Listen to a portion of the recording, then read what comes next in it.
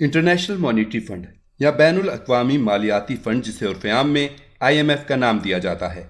बुनियादी तौर पर यह एक आलमी मालियाती इदारा है जो दुनिया भर के ममालिक की मईशतों की बारीकियाँ, बिलखुसूस किसी भी मुल्क के ज़र मुबादला के ज़खायर,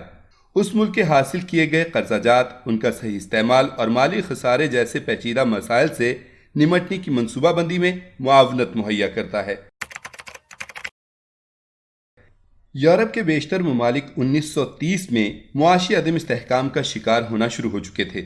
रही सही कसर दूसरी जंग अज़ीम ने पूरी कर दी। ख़ुसूसन जंगी अखराजात की वजह से उनका अदायगियों का तवाज़ुन बुरी तरह मुतासिर हो चुका था, जिसके बायस बेशतर ममालिक मुआशी खसारे का शिकार होते चले गए। ऐसे में बरतानिया ने अपनी मईशत को संभाला देने की खातिर कसरत से नोट छापे। इससे क़तई नज़र के उसके मरकज़ी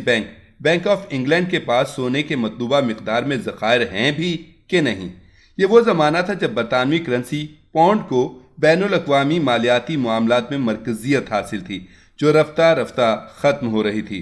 नतीजतन बरतानवी करेंसी पर दीगर ममालिक का एतमाद कम होने लगा, जिसके बाद बेशतर यूरोपीय ममालिक इस मसले का हल निकालने के लिए सर जोड़ कर बैठ गए, जिसके नतीजे में एक ऐसे मालियाती इदारे की ज़रूरत महसूस की जाने लगी जो मुआशी अदम इस्तेहकाम में घिरे ममालिक की माली और तकनीकी मुआवनत के फ़राइज़ सरअंजाम दे सके। दिसंबर 1945 में बाहमी फैसले के बाद ब्रिटेन वुड्स मुआहदे के तहत बैनुल अक़वामी तजारत, माली मसाइल की मुआवनत और हल के लिए जिस इदारे का क़याम अमल में लाया गया, उसका नाम बैनुल अक़वामी मालियाती फ़ंड यानी IMF तफ़वीज़ किया गया, जिसकी जिम्मेदारियों का तयन इस तरह किया गया कि अदम अदायगियों का शिकार रुकन ममालिक की माली मुआवनत और उनकी रहनुमाई,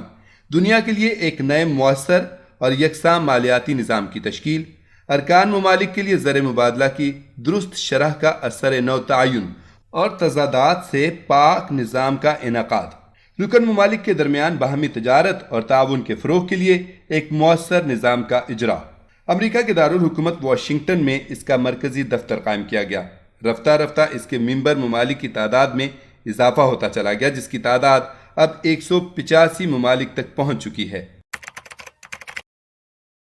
यह इदारा जो नेक नियती और बाज़ अच्छे मकासिद के लिए वजूद में आया था, रफ्ता रफ्ता बड़ी ताकतों के सियासी और नज़रियाती मफादात की भेंट चढ़ता चला गया।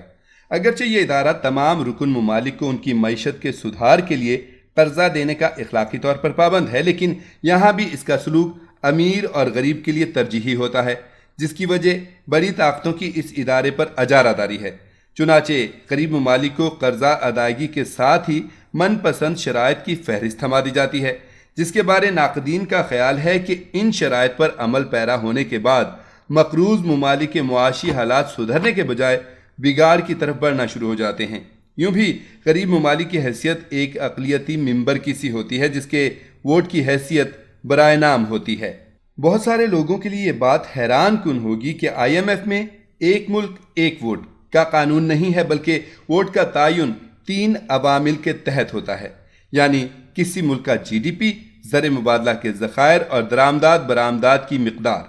चुनाचे इस तरीक़ाकार से गरीब ममालिक के वोटों की तादाद आटे में नमक के बराबर रह जाती है, जिसके तहत वो अपने खिलाफ फैसले कबूल करने पर मजबूर होते हैं।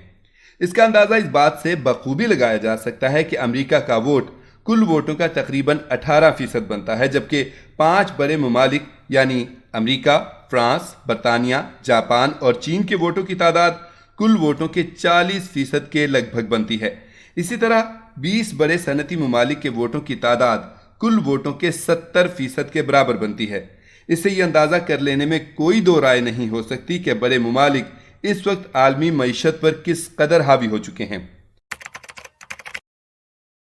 अगर अमूमी तौर पर IMF की कारकर्दगी का जायजा लिया जाए तो ये बात सामने आएगी कि जिन ममालिक ने IMF कर्जों पर ही इन्हिसार किया और इनकी शराइत को मिनोअन तस्लीम किया, वो मुआशी तबाही का शिकार हुए। इस सिलसिले में लातीनी अमेरिका के ममालिक की मिसाल ली जा सकती है, जो 1980 की दहाई में IMF की शराइत पर अमल करते करते मुआशी बहरान का शिकार हो गए थे। इसी तरह 1997 में जनूब मशरकी एशियाई ममालिक भी IMF की मनमानी शराइत की भेंट चढ़कर मालियाती बहरान की नज़र हो गए थे।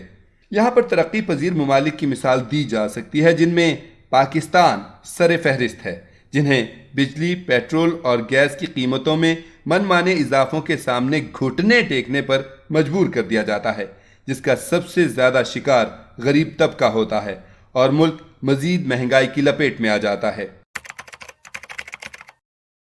عام طور پر نوٹ کیا گیا ہے کہ IMF قرض دینے والے ممالک کو مندرجہ ذیل شرائط کا پابند بناتا ہے، ٹیکس بڑھانے اور حکومتی اخراجات میں کمی پر زور دیتا ہے، جس سے ایک طرف بے روزگاری میں اضافہ ہوتا ہے تو دوسری طرف عوامی فلاحی منصوبوں میں کمی آتی ہے۔ اگر شرح سود میں اضافے کا مشورہ دیتا ہے تو اس سے مہنگائی اور غربت میں اضافہ ہوتا ہے۔ جب قرضوں کی شرائط میں زیادہ سے زیادہ قومی اداروں کی نجکاری پر زور دیتا ہے تو ملکی اثاثے غیر ملکیوں کے پاس جانے کا سبب بنتے ہیں۔ اسی طرح اگر بین الاقوامی سرمایہ کی ملک میں آمد و رفت پر سے پابندیاں نرم کر دی جائیں تو سٹاک مارکیٹ میں غیر یقینی صورتحال کا خطرہ بڑھ جاتا ہے۔ اس کے ساتھ ساتھ جب بین الاقوامی بینکوں اور کارپوریشنوں کو زیادہ آزادی دی جائے تو اس سے ملکی صنعتیں مفلوج ہو جاتی ہیں۔ چنانچہ غریب ممالک کو ان شرائط پر عمل کرانے کے باوجود بھی بس اتنی رقم قرض میں دی جاتی ہے جس کا کثیر حصہ پچھلے قرضوں کی سود کی مد میں دوبارہ IMF کی جیب میں چلا جاتا ہے، اور یہ سلسلہ کسی بھی ملک کی معاشی تباہی تک جاری رہتا ہے۔